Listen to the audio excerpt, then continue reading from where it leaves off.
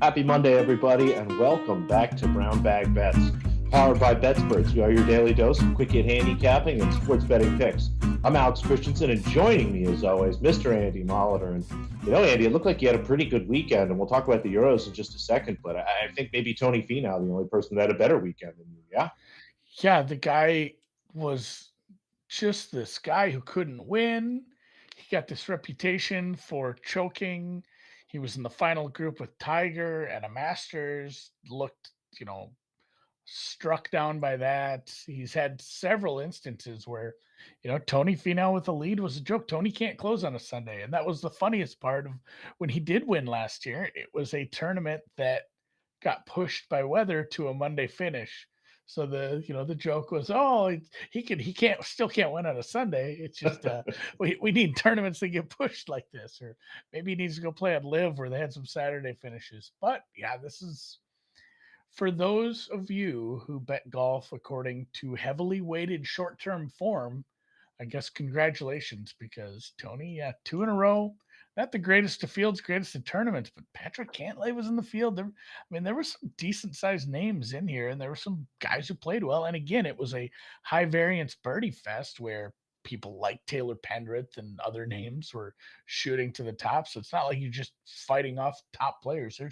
There's guys all over the course scoring. I mean, there was plenty of 7, 8, 10 under rounds. I think somebody had a 10 under, at least a 9 There was under. a 63 on Sunday. A guy had a putt for 62. I mean, that Yeah. was the fun part about Sunday. I was a little bummed that it wouldn't be fun to watch given how far ahead he was, but you had Cantlay pushing really early. Again, like he ended up not actually getting that close, but it was fun that there were a couple people that kind of made it tight, and then Tony again just kept making birdies. I mean, it was unbelievable.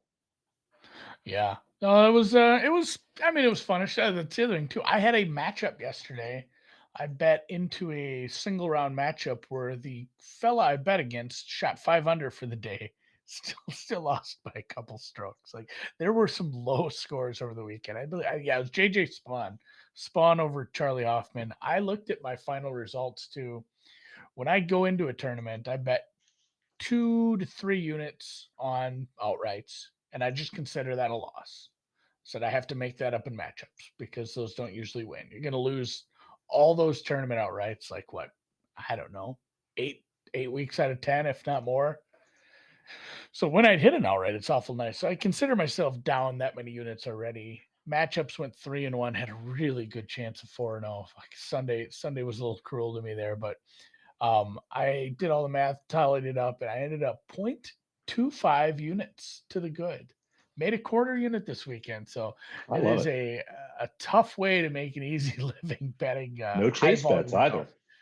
No, you don't have to chase. You just keep betting. Just keep betting every round, and yeah, it reminds me of, God, what did I do that ended up like a quarter unit up?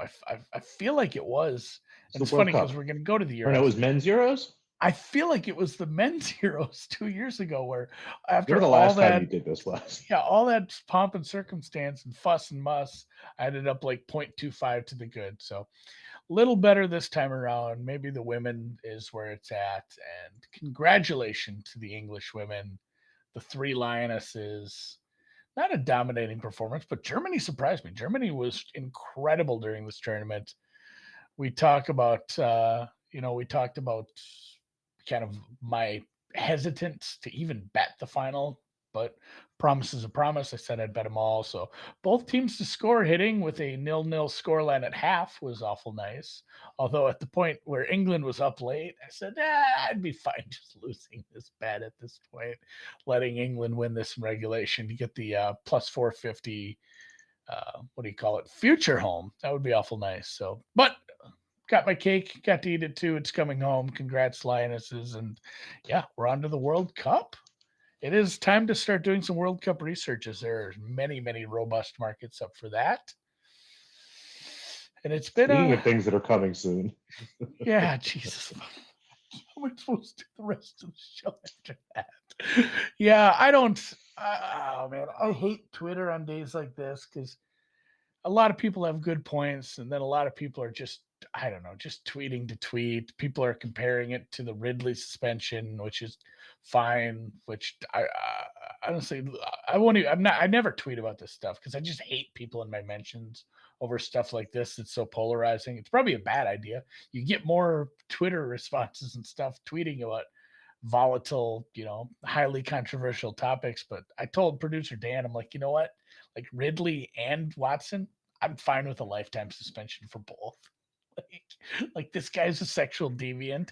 Any other job in the world, like they're probably like, hey, Frank, you can't work here anymore because, Yeah, like, I you're was reading the papers this morning and there's like 30 lawsuits. Like, you have a problem. Like, go talk to Sally at HR. We're done here. And also like the gambling thing, just the integrity of the game is at stake when that starts to get talked to at all. So I'm fine laying the hammer down on that. But from a gambling standpoint, it sucks with how you have to divorce yourself from bad things. When you're in fantasy football, sometimes you have to draft shitty people. When you're in betting, sometimes you have to bet on shitty people as well, or take advantage of situations like this. And yeah, the first 6 games is what we're assuming. The NFL can appeal, but the weirdness of that is any sort of appeal against the process that they did here would likely put this thing into court, like an actual court battle. And it would turn into, and you're familiar with this with baseball, Alex, how these guys very. have this, well, how they have like, hey, this guy's suspended for 3 days games, but he's appealing, so he's playing today. Yeah. Like he won't serve a suspension until they figure out the quick. And those baseball ones are quick appeals. Like it's just that's part of the arbitration and the CBA there. But if the NFL did appeal this, it's likely it would end up in court. And in that case, there's a non-zero chance that Watson would be suspended 0 games this year, and he would start week 1. And I don't think the NFL wants that. So I think they're probably just going to sit on their hands here and let this go, which whatever. So I first guess 6 because games you Watson can see doesn't him. want that either. I mean, Yeah. that's a disaster for everybody. I mean, imagine the suit actually finishes, but it finishes just as the postseason is starting, and your number 1 seed, Cleveland Browns, are now without Deshaun Watson for the rest of the playoffs. Like, it's good point. This is a mess. This is a mess. I feel we feel bad for everyone involved.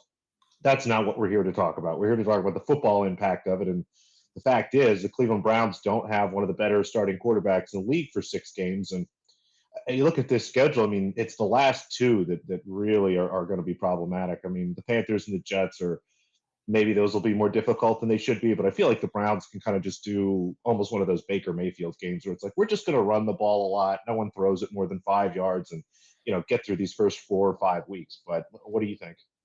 Yeah, highly. We haven't got to him in the deep dive previews yet, but highly effective offensive line, highly effective running game, highly effective offense when the quarterback is bought in and not injured and is effective. And you've added a high-end wide receiver to this offense. The defense obviously is very, very, very high-powered. You've got one of the best pass rushers in the league. You've got stars essentially at all 3 levels. It's a good team. And yeah, if you can steal one of the road games, I do think they go 3-0 at home. If you end up coming out of this mess 4-2, and then Watson comes back for the Baltimore game, like it's definitely a team. And I felt bad about it, but I bet some. It's one of those like, is karma going to bite me in the ass for betting this? But sportsbook.ag had 50-1 last night, but everyone's like, oh, it's people are like rushing to bet it at 40-1 and like, oh no, it's off the board. And like, I'm gonna go look at the places that don't take things off the board very fast. And so I have a 50-1. They didn't let you bet a lot on it, but I will be cheering Super for the Bowl? Browns to yes, Super Bowl. Super Bowl. And 25-1 to win the AFC. Yeah, I feel like I have to bet both when I bet those, especially when the limits are not letting you get a ton down on either or. So I have both of those in pocket. I said something to Drew about it. I'm like, I'm gonna have to go to Hy-Vee and like bring a whole bag of canned goods to a food shelf or something to like try to even out my karma on this. But again, divorcing yourself from it, if they should be favored at the Patriots, depending on what happens there. They will be favored at the other two home games. They have a really good shot at beating the Panthers. They should beat the Falcons on the road. I mean, that there's a non-zero chance it's 5-1. It might not go well at all. I mean, you can lose all the road games, even at Atlanta, and maybe slip up versus Patriots. 2-4 isn't where you want to be, but either way, a team like that with a star quarterback returning in Week 7 is probably a candidate to play well in this AFC, despite how packed it is. So the AFC playoffs could be absolute fire.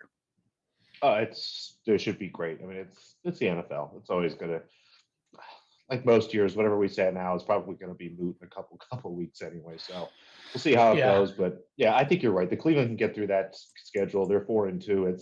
That's a dangerous team. yeah. And Patrick's asking about him coming in cold. So once he's suspended, he won't be able to, like team activities are off the board. But right now, he's able to interact and play with the team during preseason stuff or like camp stuff. I think once preseason starts, he's off the board, can't play. But I mean, it's not like 100 years ago either.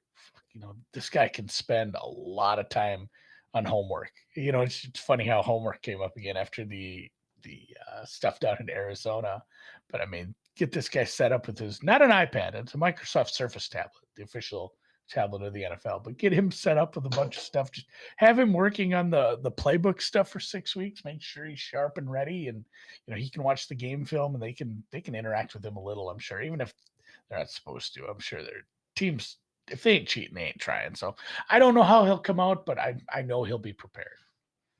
And there's, as we kind of mentioned, that there's no team probably better suited to have their quarterback come in a little bit late. I don't, he's not coming into a very dynamic offensive situation. I think. I mean, should be a nice spot for him for a couple weeks. Again, maybe they just kind of do we're just going to run the ball until you feel good plan and see how it goes. I mean, they seem fine anyway, right? Yeah, he'll figure it out. We'll see. It'll be one of the most interesting storylines as we approach that about a third of the way through the season and about 2/3 of the way through the season in the WTA, maybe even more. Really, the fall isn't Pretty great for close. tennis. We're getting probably closer to the three-quarter pole, but outrights, and we only have outrights because it's North American tennis, which means none of this stuff is really happening yet. It looks like any tennis that's being played is European Challenger right now, and I don't know where's the other men's one, Los Cabos. So everything is in North America, even some of the challengers. We got the Kentucky Challenger, I forgot about. Essentially, fuck, that's it. Everything's over here. It is Pretty much. the North American second swing here. I think there is still it's like a women's challenger in Romania and stuff. But yeah, everybody's over here. Hardcore tennis season gets underway this week. We've got one tournament on the East Coast in Washington, D.C. All those matches will be starting basically right as soon as the show is finished. It looks like start time in D.C. every day will be right around noon. Maybe they have some 11:30s, but we'll have all that stuff going. It'll be great, Andy. We got tennis all afternoon and into the evening because in San Jose, there's another tournament out on the West Coast, which I love. It's going to stack very, very nicely. But Washington gets underway right now. There might still be some outrights and futures up places, but if not, you can wait till play closes. We'll get into these. Just two bets for me, and I think these numbers should still be around. I believe they don't play until tomorrow. Sloane Stephens and Clara Towson. As I look at this Washington draw, Jesse Pegula and Simona Halep sit in the top half of the draw. And those are your two favorites, which makes sense. I mean, Simona Halep is one of, if not the best players in this draw. Jesse Pegula, I believe, is the defending champion here, loves this event, and is someone that we will at some point be betting, hopefully, when she gets into some bigger events and is back into double digits in the 20s. But Clara Towson, a really great young player, did struggle a little bit with some injuries, did not have, I think, a good, if any, grass season at all, is coming in maybe a little bit cold here, but is one of the best hardcore players kind of on tour, especially for her age, and someone who is going to come up at some point and win events like this, probably multiple per season. I think last year, and generally this was at smaller events, she made the finals in half of her hardcore tournaments. So every other week she was at a final basically in multiple weeks, won a bunch. Tremendously talented, has a really kind of soft spot in the draw here, gets Pekovic in the first round and then Rebecca Marino in the second round. Now it runs into Pegula there, but if she can get past Pegula, this is kind of a tournament where Halep in general maybe plays a couple matches and moves on. This is not the biggest event for her. And if Towson can get by Pegula, she's going to be an overwhelming favorite, I think, all the way through the finals. Look down at the bottom. Sloane Stephens has a really nice spot in the draw. Her first match, maybe a little bit tough, but I like her to win here, and we'll talk honestly more about that in a second. I think she could get past Mertens. Buzkova pulled out, so just Raducanu there. And again, once she gets past kind of that second, third round match, it's pretty much clean sailing all the way to the final. So I think we're getting some good value here simply because, the books are maybe overrating, I think, some of the chances of these favorites in those second and third round matches because, again, if Stevens or Towson can get by there, they're going to be big favorites the rest of the way. So we'll get a lot of equity here. And then San Jose, 3 numbers here. Maria Sakkari, 12-1. Really surprised here. She gets a bye. She's the number 1 seed, has a fairly soft spot in the draw, and for some reason is not one of the top 2 or 3 favorites for this tournament. I had her second favorite when I went through and kind of did my own numbers here. I had her in single digits, I think close 6-7-1. So 12 looks really great. Anything 10 or better is fine. Beatriz Haddad Maya was someone that ripped through the beginning of the season on hard courts, had a great grass season, a good clay season, and I see no reason for her not to continue that. I mean, hasn't played since Wimbledon, but has a couple soft matches here to get herself in shape. May have to play Alms Jabeur there in the second or third round. We'll see. But I love her chances, especially here at 40-1. And then someone we bet before, and we will continue to bet probably until she wins the tournament. Queen Zhang, or Zheng Quinyen, if you will, sits down in the bottom of the draw and, again, is around some rather big names. She's probably going to have to beat Coco Gauff in the second round and maybe Badosa in the third, but I like her chances there. She has a really talented player here. And again, once she gets past those matches, and that's assuming, again, you get a full effort here from some of these players that are maybe looking forward to the Canadian tournament and the Cincinnati tournaments here coming up. So 5 outrights for me. Washington probably closed, but take a quick look right now. San Jose, you've got until later this afternoon. Yeah. I mean, there's money to be made. There's trophies to be won, but boy, there are some bigger tournaments coming up in, your Masters 1000s. Do you know where the women are this year in Canada? I know Cincinnati's always in Cincinnati. I believe they're in Toronto. So yeah, it'll be the men in Montreal, the women in Toronto, that's a fun wrinkle. They switch back and forth every year. I do like that. I wish more tournaments did that. I mean, I always like when they're together. I think that's really fun. And just from a viewership perspective, I mean, I think it's better for fans, but it is cool that they have some tournaments that rotate a little bit. Yeah. No, because the courts are so different. I have to go back and look. I can't remember. One is very fast and one's kind of slow. And I think Toronto is the fast one, but I can't remember. Not the same. Homecoming fan, Jescu, yeah. Women, and Patrick says Thursday looks brutally hot in DC. Yeah, we've had a little of that going on here. Thanks, Al Gore. It's been nice. It was gorgeous last night. Had a bonfire, and oh man, it was just one of those beautiful evenings outside. Outside at the Wyndham Championship. Nope, more tennis. Every week. Yeah. Not yet. Yeah, I didn't bet any ATP today. I got to slow you down. We didn't do single matches yet. Oh shit! I like that I couldn't stop you. I moved on to the next. Dan even had to chime in to stop me. I was like a runaway train heading towards golf. All right, fine. Did you have 1 or 2 bets for the round one? Okay, sorry to stop you because again you were rolling there, but as always, first round a bunch of bets in Washington. I'll start there. The first one here, it's going to be right up. Try to get this parlay. It's the second one there. Rebecca Marino and Daria Seville. And part of the reason I played 2 Marino parlays is because you might not be able to get this in, but I was going to play 2 anyway. Rebecca Marino is going to play Venus Williams, and Venus Williams' first tennis match in a year. Not going to go well for her. Marino had played some great tennis in qualifying as someone that's going to be a fun player, I think, at maybe some smaller events. Love her in this match. And Seville, formerly known as Gavrilova, does go up against a qualifier, but someone she's just going to really outclass in this match. So put the 2 together, you get even money there. Then I'll actually jump just into the next parlay. Marina Pegula and Vekic. Mentioned Pegula. She's a huge favorite. Now, she is like minus 700, and it's hard, Andy, when you have these favorites that are that big. I had her minus 2,000. So it's a little bit of value, enough for me to kind of put this in here with her and Vekic. Vekic comes in, again, hasn't played any hardcore tennis, but was really going to outclass Maya Sharif. Sharif is a clay player. On her good day, she's a mediocre clay player, maybe an above average clay player, but is just going to get outclassed on this surface. Vekic having a really nice little comeback here. So a couple parlays, then we go back up. Lin Zhu, see if you can find her at even money, maybe anything less than standard juice. She goes against Harriet Darden.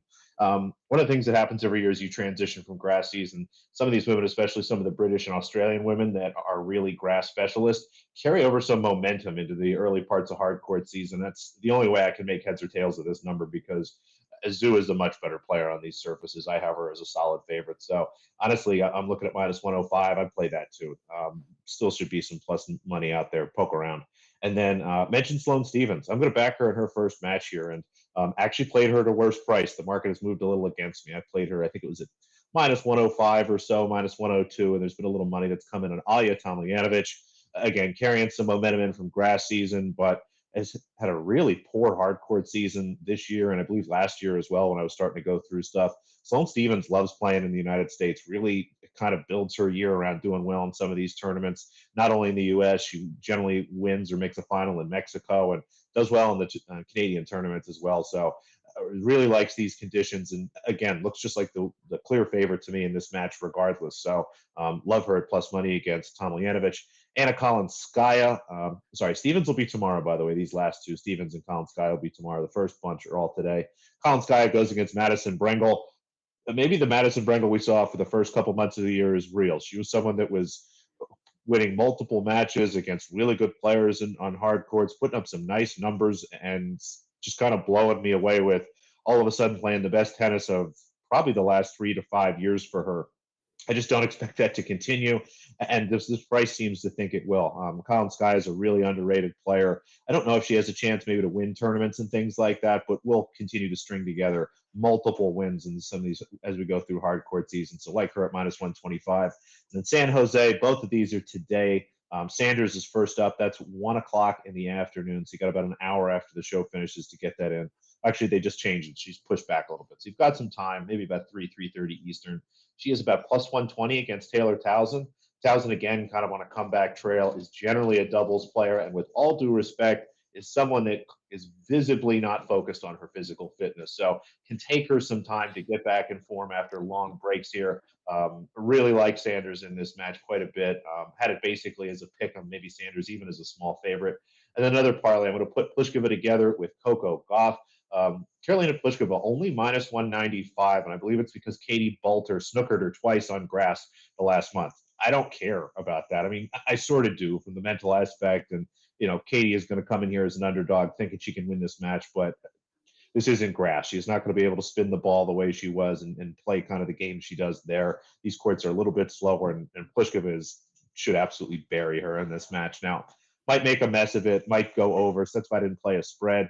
And then just put that together with Coco Gauff, another number where, again, as I mentioned, it's hard to figure out how good your edge is on some of these really, really big favorites. But Coco Gauff, I believe in this parlay, I was right around like a minus 450 or so. I have her like minus 800 in this match. So again, I'm always a little hesitant with some of those bigger edges, which is, why I try to combine them, kind of mitigate some of my risk, if you will, Andy. But minus 800 and it's minus 500, or sorry, 450. That's an edge. So what the heck? I'll put it together with Pliskova and I get minus 110. So some parlays, some money lines, no totals. Although I had an idea, and I'm still messing around with this. There's like 8 matches in Washington that look about a half a game, maybe a game too high. I was thinking about maybe doing an unders round robin in Washington. Yeah, figure out where you need your most cover play, where you have the biggest rollover requirement for the last bonus you took, and round robin the piss out of that. So, yeah, I don't know why I didn't think that you would have round one plays. It's Monday, so when you But have the you're a most slave to entry. the list. You saw only one entry on the list, and you got I excited about know. outrights, which I I love. It make the always makes damn you list. excited. That's the worst part is I make the damn list. But yeah, real quick, the Wyndham Championship. You can look at some odds here. I have no bets yet. I don't know what I'm doing with this. I'm not betting any of these guys. Actually, Russell Henley. You find a Russell Henley in the 30s, that'll make the card. Kevin Kisner's your defending champ. I don't mind him here either. Again, I'd need bigger prices than that, but I mean the names here: Lowry, Zalatoris, and Sungjae. Really, really don't think anyone should be betting Webb Simpson as a favorite. Please don't do that if you want to bet on. I'd rather see you bet Ty Webb or Logan Webb. Even got Brandon. Who is the Who's the Are old there other? catcher? Is there Brandon another Webb? Simpson? OJ. Is OJ playing? OJ, very strong running back in his day. But It's a yeah, shame. I'll You have ruined the some name longer Doran Ball. shots. No more Oren Yeah. balls. Henley maybe out of this list, but you can check it out tomorrow on the YouTube channel. We'll do a we actually, you know what? We will have a special guest. It's usually myself, Noonan, and Jeff Feinberg doing golf. We're gonna have a fourth tomorrow, just because we know someone who is nearby to this tournament. So start doing your geography lessons. Get your guesses in the YouTube comments.